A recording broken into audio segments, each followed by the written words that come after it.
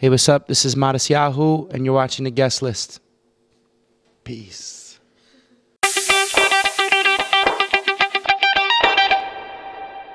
Keep on moving till the first rays are done. Keeping it on till the day stays strong. Rolling till the nighttime blazes on.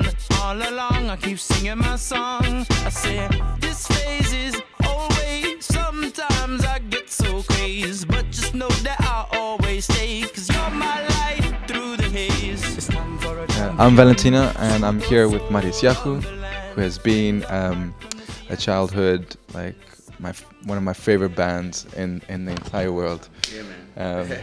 You've been a real inspiration to me growing up, and I'm sure you've been a great inspiration to a lot of people out there. Your words have a lot of power and a lot of meaning.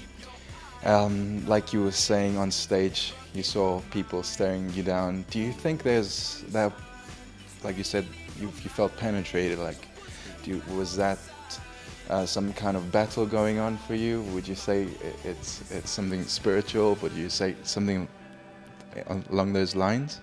Yeah, it's sort of like there's like the eye, like, the eye of judgment. You know what I mean? Like, when you have fans and everyone's dancing and enjoying yourself, it's like you don't have to worry so much, and just do your thing. But when you get somebody there and you feel like they're really kind of like pulling you apart, like they're really searching into you to see like what is driving this guy, why is he doing this move, why is he singing this thing, why so to me that become like that judgment is intense. But I try not to like let it become a battle in my head, because you can get out of control with it all. I try to like see like, okay, like, I'm just tripping right now. It's like this dude is he's just the way he is, nobody, I try not to let it get into me too much, but then at the same time I let it like, oh, like there's something going on here, because I'm sensitive. I'm very sensitive to energies, people, vibes, I'm super overly sensitive, hypersensitive, so I pick up on these things. And but I try not to let it become like a battle, like a war, because in a lot of times in life you can start to see the world like that, as like a battle, but it's not really. It doesn't have to be a battle, like they say we have two eyes, and you can look at everything, you can choose to look at everything like through fear, through the lens of fear, or through the lens of love, and you can create and make changes. Like when you approach with fear, people sense that, they pick up on it, it creates a wall. But when you come with love and confidence in yourself and in what you're doing, and in God and faith, then you can create love, and love melts all. You know what I mean? Everything melts in the face of love. So that's the battle. It's more like an inner battle with oneself to try to tap into the good side, to see things with a good lens. You seem like a very humble man, and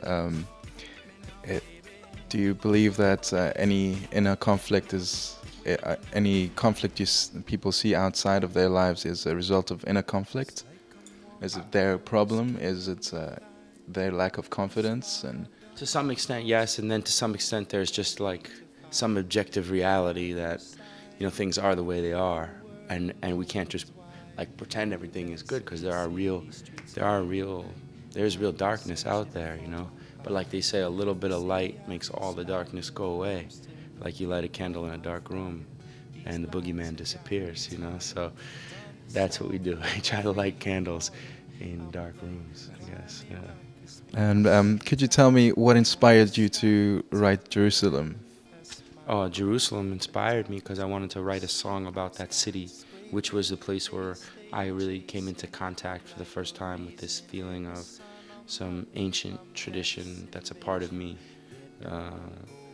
thinking of my grandparents and their grandparents and all of that, and all the history all the way back to Abraham and Isaac and Jacob, and knowing that I come from this line of people who are, focused on trying to create light and love and a place for God, in the world. So that was like, to me, Jerusalem was that epic moment when I was 16, where I just felt that like overwhelming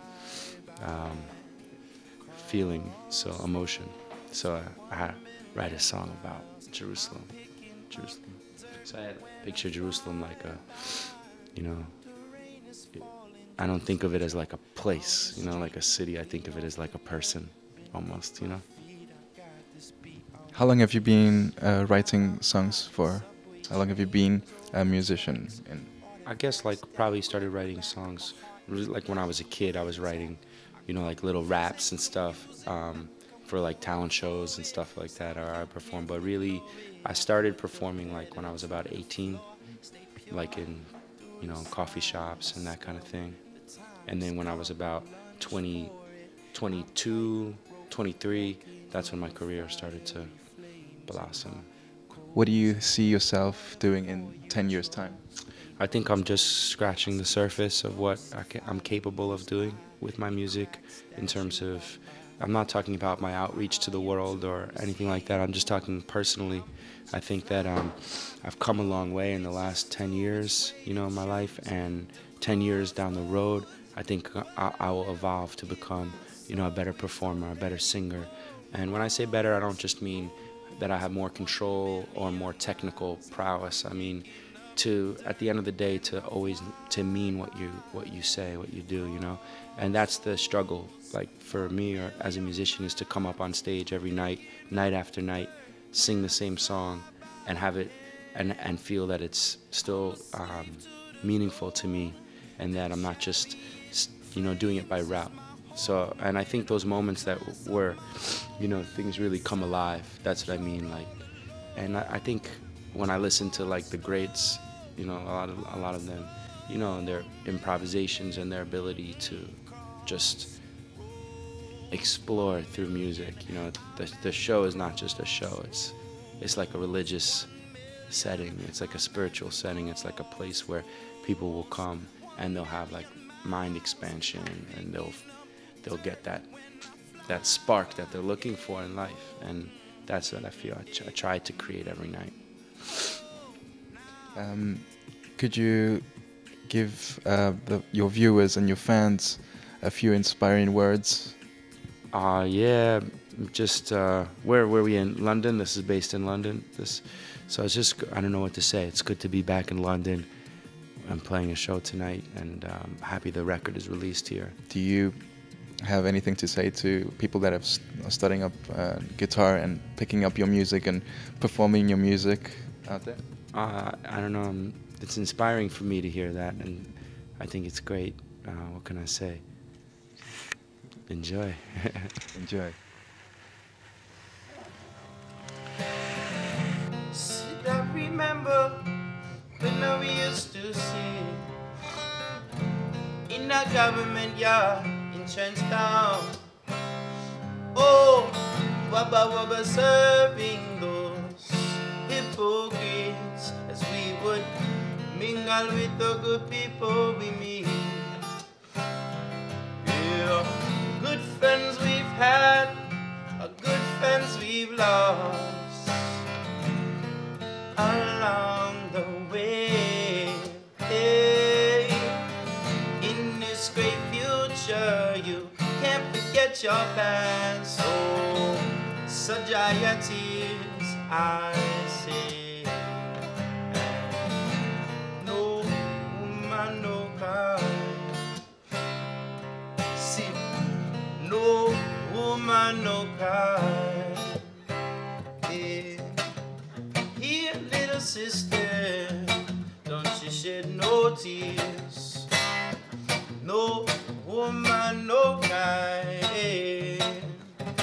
I listen to the wind whistling a channel of sound, my ear like a vacuum, bugging up to a boom glisten. Like the sun, it's a jump, pressing all of them dome, rising up from the ground, going full like the moon. And I'm planted like a seed, just heard them get a bang, grow. I'm firm like a tree, and I know that's what I know now. Some of them are colors wonderful, like it was a rainbow. Let me tell you one time, Nana, if you didn't know, say, you got a fast car. I needed to get to anywhere. Maybe we can make a deal. Maybe together we could get somewhere. Any place is better. Starting from zero, got nothing to lose. We'll move out out of the shelter, yeah. Buy a big house and live in the suburbs. You got a fast car. I need a ticket to anywhere. Maybe we can make a deal. Maybe together we can get some.